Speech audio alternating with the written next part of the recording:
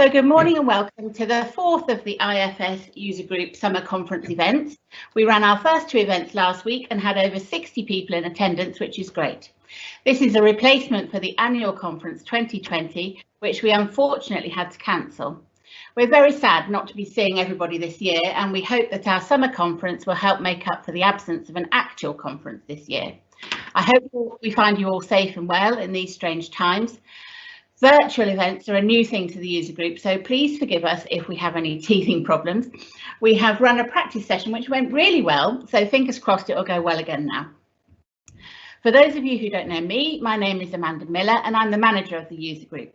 The user group is run by a committee of volunteers who all work for IFS customers. We also have a couple of committee members who work for IFS and who assist us with liaison between our members and the company. The user group is independent of IFS, which allows us the freedom to react to requests from our members. As members, we need you to stay in touch with us and let us know if ever you have any concerns or requests that you would like us to follow up on your behalf. The presentation today has been supplied by Caistor Seafoods, who are a member of the user group, and our partner Vanilla. And the title is Going Live with IFS Applications 10 in 12 weeks. When Caistor Seafoods owner Nissui purchased Flatfish, they needed to replace the legacy systems with IFS applications as soon as possible. With Caistor still running on IFS Applications 7, the decision was taken to treat Flatfish as a new implementation and install IFS Applications 10 with a view to migrating Caistor over in a second phase. The initial implementation to Flatfish took just 12 weeks and phase 2 to migrate Caistor a similar amount of time. If you would like to ask any questions during the presentation, please do so using the question and answer option. If you're registered anonymously, please add your name. Anonymous questions will not be asked. I'll put all questions to our presenter at the end of the presentation, and if we don't manage to get through all the questions, we'll ask for them to be answered after the event. The event today will be recorded and the recording will be available to all members on our website a few days after the event. Today, we're very pleased to have on the webinar Jason Belcher, Director, and Fraser Doe, Head of Sales at Vanilla Solutions Limited. They are going to assist with answering questions at the end of the session. And also, Fraser is going to start us off with an introduction to Vanilla. So I'm going to introduce our speaker, who is now on the line and hopefully has managed to take a breath and calm down. Andrew Wright is the IFS manager of Caistor Seafoods and recently took on similar responsibility for Nissui's sister company, Flatfish Limited. And he's worked for Caistor Seafoods for the last 20 years and has held many positions during that time, from factory operative and quality control to hosting technical audits, spec writing and coordinating operations to his current position. And coordinating operations to his current position since 2012 of IFS manager, where he has also assumed the information services role. So I shall hand you over to Fraser and Fraser will then hand you to Andy. Bear with me. Go, Fraser. Thank you, Amanda. I'm just going to share my screen. Hopefully everybody can see that. They can now. Fantastic. Thank you for bearing with us and the technical difficulties. Good morning, ladies and gentlemen. I'd like to say a warm welcome and thank you for joining our presentation today. I hope you all enjoy it. I know we would much rather be at the user group presentation, but we've probably saved ourselves quite a bad hangover, judging by the last few that I've heard about. As Amanda said, although you cannot hear us today, we've left some time at the end for questions and comments. Although for my benefit, I'd really appreciate it if any were directed to Andy. So just before we get going, I'll run you through briefly the agenda to let you know what we're doing today. First of all, it'd be helpful to introduce ourselves, the presenters, let you know who we're talking to. Although Amanda's just have a brief overview already. I'll give you a deep dive into Vanilla, the company and the services that we offer. Although I've kept this brief, we're not here to talk too much about Vanilla today. And then I'll hand over to Andy for a background of Flatfish and how the whole project came about, which might be resonate with a lot of companies on this call today. Then on to the main event, the project. IFS Applications 10 in 10 to 12 weeks.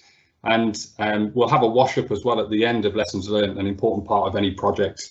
And then, as we said, we've got some time for questions and answers. So, hello everybody, I'm Fraser from Vanilla Solutions, I'm head of sales. I've worked at Vanilla for nearly 12 months now, so still relatively new, although I've been working in the IFS ecosystem for a little over 6 years. I hope that there's some familiar faces on the call today and also some Vanilla customers, and if not, I hope to speak to you all soon. Over to you, Andy. Hi, thanks, Fraser. As Amanda's already pointed out, so my name is Andy Wright, and I work for Flatfish and Caistor Seafoods. Now, that sort of came about last year when the takeover happened, and they needed somebody with IFS experience. As she also stated, I've worked for Caistor Seafoods now for the last 20 years, and in that time I've gathered a lot of experience in the manufacturing side of things, which has helped me in my current position. So understanding how the factory works and how the finance team works and how the purchase and all that sort of thing works has really helped me within my role and to develop the IFS system at Caistor. Yeah, back to you, Fraser. Thanks very much. So if you haven't heard of Vanilla before, or if you've not worked with us, this is Vanilla in a slide. We were established in 2009, so we've been going for a little over 11 years. We have 44 employees, including a few new additions this week, actually. A couple of important points on that. All of our staff are permanent employees of Vanilla with an all-staff model. We feel this is hugely important for us to be fully accountable for the work that we deliver and the quality we provide. Effectively, the buck stops with us. We've got 2 UK offices. Our headquarters is in Sunny Brig, North Lincolnshire, and we also have a support centre in Newcastle. However, as you'd expect, our consultants are spread out across the UK, with some a little further afield as well, which I'll come on to. With a company turnover of 4 million, and we're aligned and accredited to ISO 9001 for quality management standard, and more recently we've added ISO 27001 for information security management. We feel that both of these are actually really important to Vanilla and our customers, as a good number of our customers work in heavily regulated industries, so these are quite pertinent. And I guess most importantly of all, and the reason we're here today, is because we're IFS Gold partners for both channel and services, which means that we're authorised to sell IFS products and licenses, and of course the wraparound services for upgrades, implementations, continuous improvement and support. A bit of breaking news, and if you follow us on LinkedIn, you may have seen the announcement earlier this week. So as part of our continued growth, we've launched Vanilla Inc., based out of Seattle, Washington State. As you can imagine, in hindsight, it's not an ideal location and timing considering the riots over in America at the moment, but we've managed to make it work. This is a really natural progression for Vanilla, as we've been actively delivering projects in North America for several years, actually. As I see it, it provides 2 key benefits to our customers. Number one, for those that have operations stateside, we now have staff on the ground. Some US companies that we've worked with in the past require US nationals or green card holders, as they've known, due to, again, heavy industry regulations in things like aerospace and defence. We now have this, which is a really good point. And it also means that we can deliver extended support for our customers. With Seattle being based on the West Coast, it's really convenient from a time zone perspective. So, but I guess, you know, we see Vanilla Inc. as a natural extension to our existing team. It's definitely not a separate entity. So we have 5 key work streams at Vanilla. Our consulting team covers what is typically known as functional consultancy. With a very good skill base covering a good proportion of the IFS functionality, the IFS tower, as a lot of people know it, and we're also continuously looking to upskill our team. With an industry-first approach to growing our team, for us to be able to offer the right advice and guidance, we feel it's important for our consultants to have lived the role, to have implemented IFS in the role that they're advising on. For example, a production planner or a service coordinator, you know, you get the picture. As you would expect, all of our consultants are IFS certified, many of them holding specialist accreditations in their respective areas. And again, this is a constant thing that we do with our team. Our technology team are able to assist with development and customization such as lobbies, custom events and triggers, data migration, output documents, that kind of thing. A particular strength we see at Vanilla is our ability to provide integration and interface development between IFS and pretty much anything that has a data input or output. In addition to this, our tech team develop our own products as well.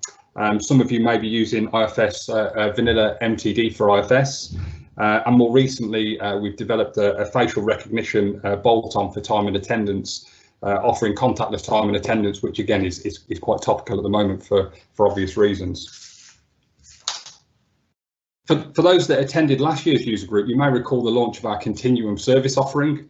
Now this is designed to complement a lot of existing IFS customers and give them a cost-effective and structured approach to incremental IFS improvements.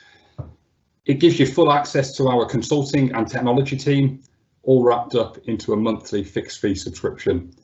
And of course, it's totally up to you how much you sign up for. It's very scalable depending on the size of customer, and we proactively manage it with our customers on an ongoing basis to make sure that we're hitting the improvements and that you get maximum value out of the service. We offer a range of comprehensive support packages, wrapping together services like end user support, proactive monitoring of IFS environments, installation of testing and patch releasing, and IFS administration. Again, these are completely tailored with custom service levels and hours of coverage, all depending on what our customers need, wrapped into a monthly fixed fee.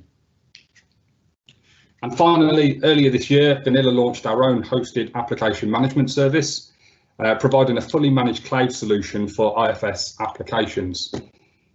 Again, this can be tailored per customer to include things like Oracle DBA support, all of the Azure hosting and support services, IFS environment support, and more importantly, it's centrally managed by Vanilla Solutions. This isn't limited to apps 10, so we do have customers running older versions of IFS, apps 9 and apps 8, so it's something that some people may want to consider. This is my last slide, you'll be happy to know, but very important one if you consider or have considered working with Vanilla in the past. As the name would imply, Vanilla have an innate passion for keeping it simple. Our industry can often lead to over-engineered solutions, complex engagement models, and lots of jargon, something we try and avoid. Our core values boil down to 3 key points as we see it: simplicity, quality, and customer focus.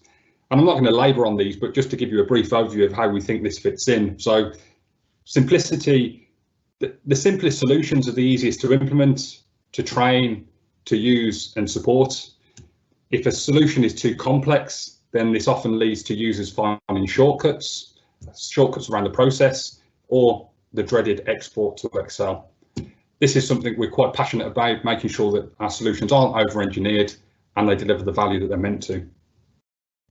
Quality, quite simply investing the time in the project to get it right first time. We hear of a lot of projects where consultants are paid to implement it and then consultants are paid to put it right. This is something that we want to avoid.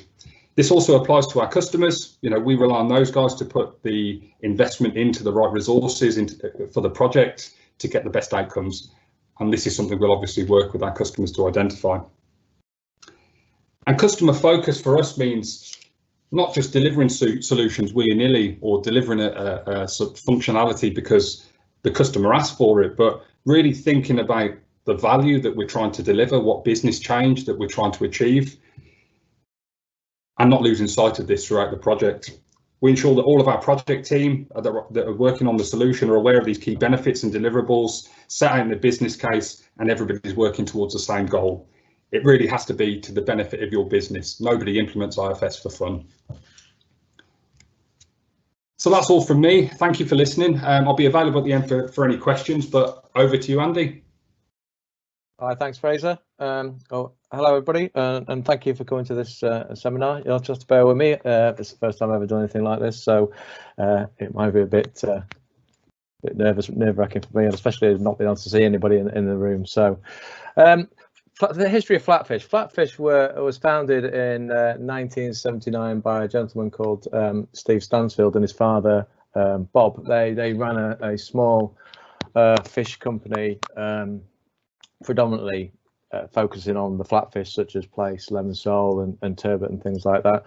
And they built that business up over a number of years, and they were supplying even to the likes of Caistor Seafood for that period of time as well. And in 2002, with a good supply base behind them, they went through a regeneration project of £1 million that took them to their current site, where they took over an old bakery and made it into a state-of-the-art fish processing plant with some of the latest flatfish processing and filleting equipment that was put in there at the time. So that was quite a big task. And over that period of time, they then moved on and continued to supply Caistor Seafood and went on to bigger and better things. In 2016, Caistor Seafoods themselves were taken over by a company called Nissui. Nissui Nippon. Nissui Nippon are a Japanese-owned firm. They're across 26 countries in the world. Have over nearly 100 companies, if not more now, within that sort of global links group. So they've got bases in Europe and America, now in the UK, and Oceania as well. So being bought out by them sort of was really good, because they've got a global turnover somewhere in the region of about £5 to £6 billion a year. So in our sense, it was good that we'd been taken over by a company that invested in new business, and they wanted to make a real go in the UK. We were saying that in May time 2019, they purchased Flatfish. They took a 75% stakeholding in Flatfish and wanted to use Flatfish as the base for the for fresh fish processing.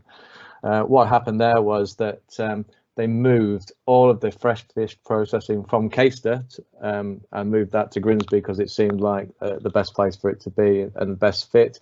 And subsequently, we spent another £2 million developing the factory to hold that. In that process, there was a lot of change, and the current finance system that they had, Sage 200, wasn't thought that was going to cope with what we needed to do. So there's a bit of an undefined scope, if you like, as to what was going to happen going forwards. We had IFS at Caistor, IFS Apps 7, but it wasn't going to be what we was going to implement at Flatfish. So there was an undefined scope, really. We didn't know who Flatfish or what Flatfish really were.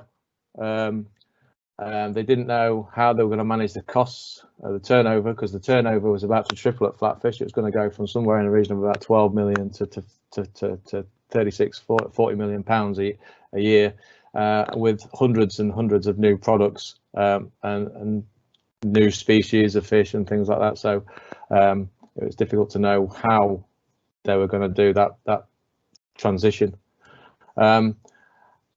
Like I say, they had a small finance system and a very small team of people at Flatfish. With it being a family-run business that has suddenly just tripled the turnover overnight, it was how we were going to manage a project such as that, and the timescale that they had for moving the business from Caistor to Flatfish was 16 weeks.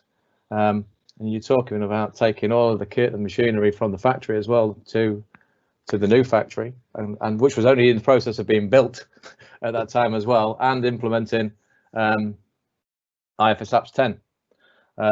So it was a very, very tight deadline. So I think conversations started in around June 2019, when it came to my knowledge that they were going to implement IFS Apps 10, or could we implement IFS Apps 10, but it needed to be done by October. And I think conversations happened, and by about the 11th of July, the green light was given to go ahead and commence this project. So that was almost like the 16-week project. But the crazy thing was, at that point in time, we had 16 weeks, but we hadn't done anything. We hadn't just been given the go ahead. So that's when we hit the panic button. I was like, how I'd only ever known an IFS installation to be installed somewhere in the region of 6 to 9 months. It was just, I didn't even know if it was possible. I was racking my brain to who I could think could help us. And then I remembered remember Jason from Vanilla and Andy Bell, who owned Vanilla. We'd had previous conversations in years gone by, and they seemed very innovative in the way that they did things going forward in the past. So I just happened to ring Jason on the off chance and sort of say, you know, is it possible? And fortunately, he just sort of went, do you know what, Andy? We're just thinking about doing something like that, which was quite nice, really. It's a bit of a relief. It sort of then pushed on, so we engaged with Vanilla and we did some process reviews, really, of the current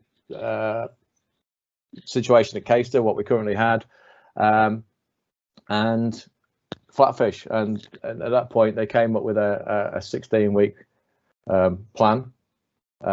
It was 16 weeks at that point in time, or 15 weeks, because we'd already moved on a week, so the time was ticking by. And we still, all we'd done is engage with Vanilla, say yes, we could do it, and he'd come back with some prices and things. And I think we still had to agree at that time how we were going to host IFS. You know, was it going to be in the cloud? Was it going to be on premise? You know, were IFS going to host it? What were those costs like? You know, it's such a short space of time for us to sort of go, yeah, but we had no idea of what we was going to do. So when I say the scope, we just didn't know what was happening.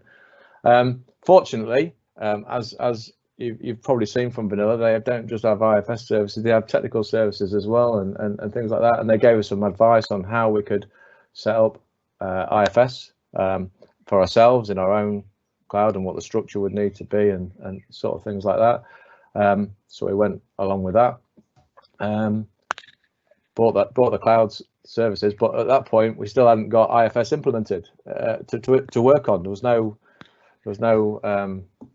solution, or it wasn't installed onto those servers. So the only thing we could do for the first 5-6 weeks of the project was try and get the data ready. So the key thing for us was to ensure that we had data. Well, because Flatfish was a new project, we had no idea of the data that they would need. So what we did have an idea was how it was going to work, because we already knew that Caistor Seafoods on IFS App 7 were doing very similar processes, if not the same as what Flatfish were, and certainly they were going to be doing the same processes for the business that was taken over. So what we did at that point was we said, right, okay, we're going to replicate those processes, but what we need to do is make sure there are no loose ends, make sure that we've covered everything off, and we'll do that analysis at Flatfish, make sure there's no processes that could catch us out and things like that. So we did.